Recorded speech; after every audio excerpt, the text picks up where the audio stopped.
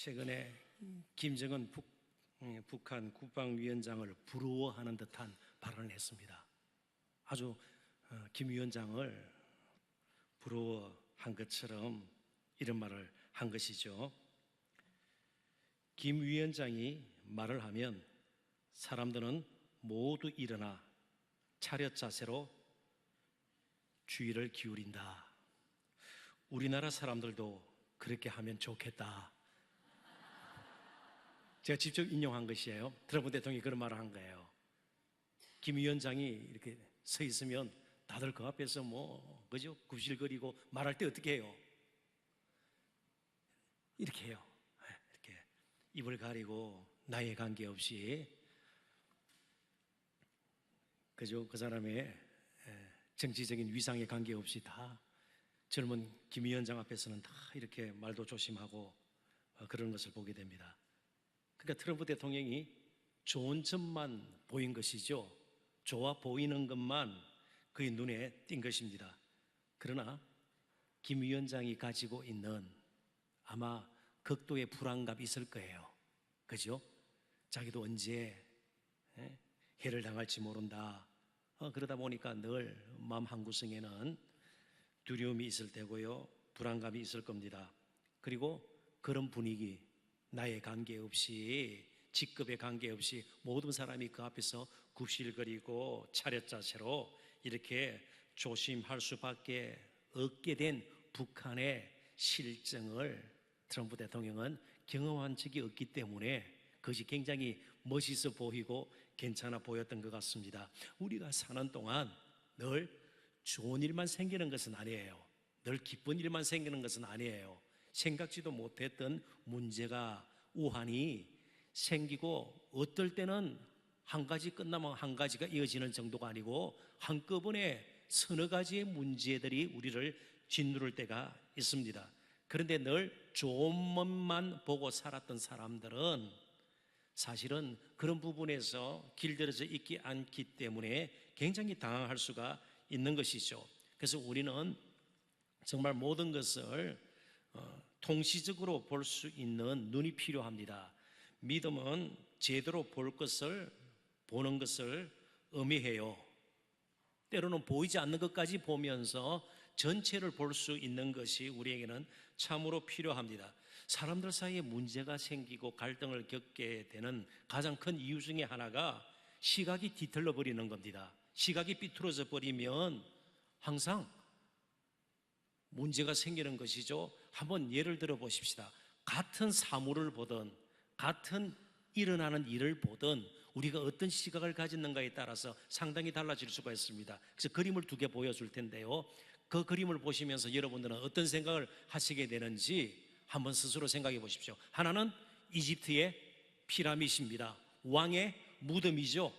아주 거대한 무덤입니다. 하나는요, 만리장성이에요. 만리나 된다 그래서 만리장성이라 이름이 붙은 겁니다. 자, 피라미드는 애굽 왕 바로의 무덤이고요, 만리장성은 진시 황제가 세운 외적으로부터 중국을 보호하기 위해서 세운 장벽입니다. 성입니다. 만리장성. 어떤 생각이 드나요? 야, 정말 바로의 진시 황제의 위엄이 대단하다. 고대 사회에서 저렇게 큰 건축물을 그죠? 세울 수 있는, 얼마나 위대한가, 그렇게 볼 수 있겠죠. 혹은 고대에 저렇게 건축 기술이 발달했는가, 어떻게 저렇게 정교하게 피라미드이 쌓여 올라가고 말이죠. 만리장성, 정말 저렇게 정교하게 빈틈없이 성을 세울 수가 있는가. 그런데 다른 눈으로 한번 보면 어떨까요? 저렇게 큰 무덤을 세우기 위해, 저렇게 거대한 성을 건축하기 위해서 얼마나 숱한 노예들이, 이름 없는 노예들이 죽어갔을까. 얼마나 많은 백성들이 집을 떠나서 노역에 시달리면서 그죠? 저런 건축 일에 빠져서 정말 이름 없이 또 풀잎처럼 쓰러졌을까. 보는 눈에 따라서 우리가 생각하는 것이 다를 수가 있다는 것입니다. 오늘 저와 여러분이 가장 바라볼 것이 무엇인가? 오늘 잠시 말씀을 나누고 이제 찬양하고 기도하는 시간을 가졌으면 좋겠습니다. 오늘 본문은 엠마오로 가던 두 제자의 이야기 가운데의 일부입니다.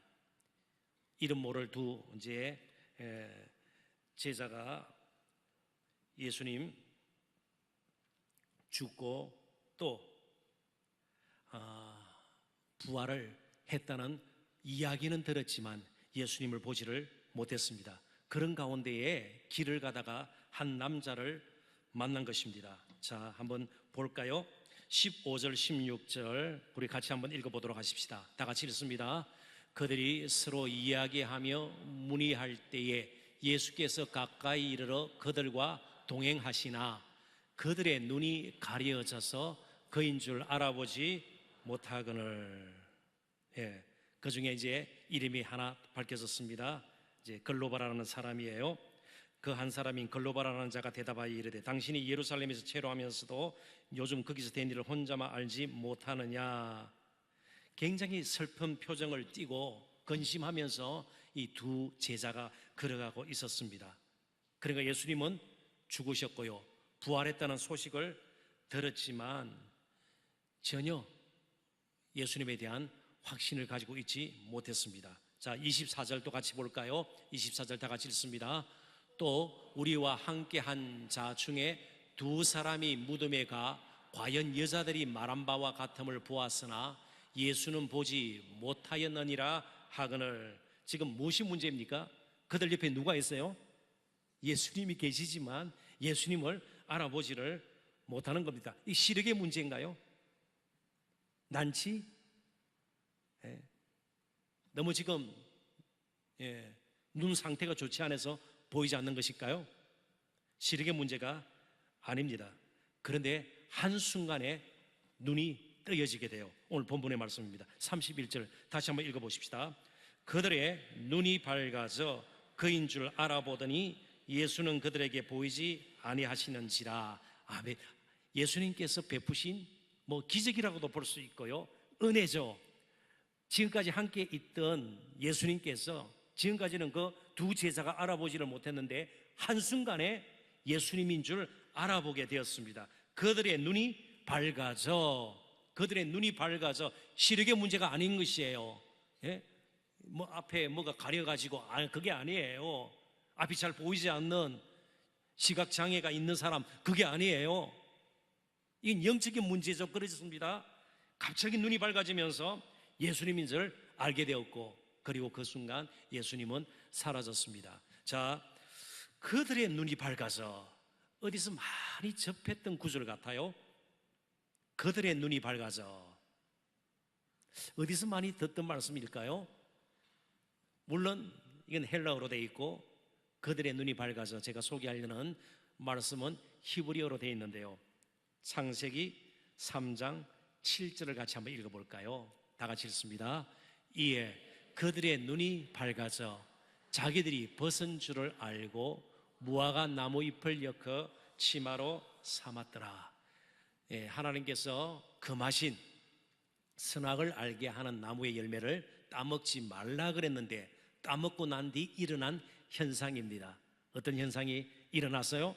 자신의 벗은 모습이 보이기 시작했습니다. 수치와 실패와 불순종의 죄의 열매가 무엇인가를 이제 보게 되었습니다. 그리고 얼마나 실망했겠습니까? 그러니까 자신들의 육신의 욕구에 따라서 마귀의 게임에 넘어가서 그냥 하나님의 말씀에 불순종했을 때에 그들의 눈이 밝아지면서 이제는 모든 그들의 삶이 눈을 통해서 죄악과 접하는 그런 불행을 그들은 맞이하게 됩니다. 아담 하와죠. 그런데 예수님께서 그들에게, 두 제자에게 말씀도 하시고 떡을 떼어서 축사하시고 나눠주시기도 하셨어요. 근데 말씀이 임할 때에, 그리고 예수님께서 그들에게 떡을 떼어 주실 때에, 그러니까 예수님의 은혜와 사랑이 그들을 긍휼하게 여기는 마음이 전달되었을 때에 그들의 눈이 띄어졌습니다. 자, 저희들은 어쩌면 이번 한 주간 사는 동안도 정말 보지 못할 것을 보았든지, 그죠? 사실은 피해야 될 것을 보았든지, 마음을 아프게 하고 슬프게 하고 또 욕되게 하고 화나게 하고 우울하게 만드는 것들을 많이 보았는지 몰라요. 때로는 추한 모습, 자기 자신의 모습일 수도 있고요, 가족의 모습일 수도 있고요, 다른 사람의 모습일 수도 있어요, 어떤 일일 수도 있어요. 그러나 그것만 봐가지고는요, 우리의 삶에 풍성함을 누릴 수가 없는 것입니다. 오늘 저희들이 기도하는 가운데에 예수님께서 우리의 눈을 열어주셔서 평소에는 보지 못했던 것을 보았으면 좋겠습니다. 그래서 한 가지만 제가 예를 들도록 할게요. 열왕기하 6장 17절 18절 같이 한번 읽어보도록 하십시다. 기도하여 이르되 여호와여 원하건대 그의 눈을 열어서 보게 하옵소서 하니 여호와께서 그 청년의 눈을 여심해 그가 보니 불말과 불병거가 산에 가득하여 엘리사를 둘렀더라. 아람 사람이 엘리사에게 내려오매 엘리사가 여호와께 기도하여 이르되 원하건대 저 무리의 눈을 어둡게 하옵소서 하매 엘리사의 말대로 그들의 눈을 어둡게 하신지라. 아멘. 여기도 눈 이미지가 나오죠. 이제 이스라엘 백성들에게 아람 군대가 쳐들어왔습니다. 그런데 이스라엘 백성들의 군사력으로는요, 그 아람 군대를 물리칠 만한 힘이 없어요. 그러니까 엘리사라는 선지자의 종이, 사환이 굉장히 두려움 가운데 있어요. 그때 엘리사가 기도하면서 보여주신 것이 하늘의 불말과 불병거예요.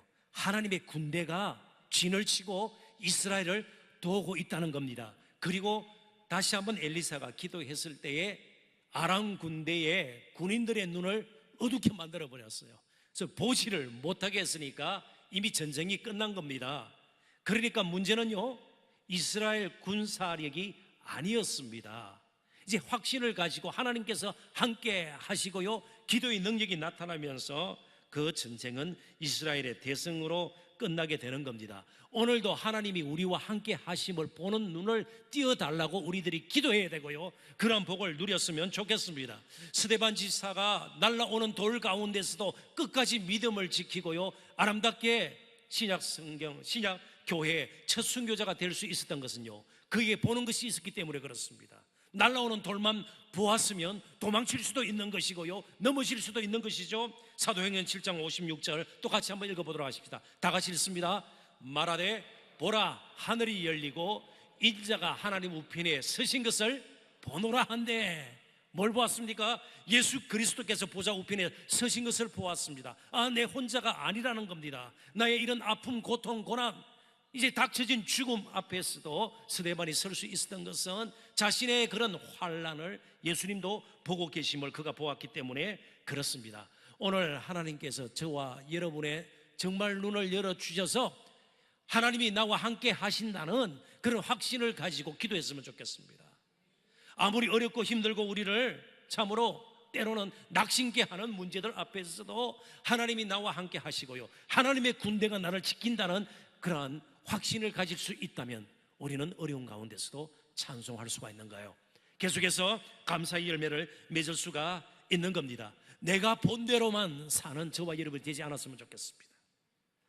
이 육신의 눈으로만 보는 세상을 보고 함부로 세상을 판단하지 않았으면 좋겠습니다. 사람들이 보지 못하는 것도 볼 수 있는 것이 비전이에요.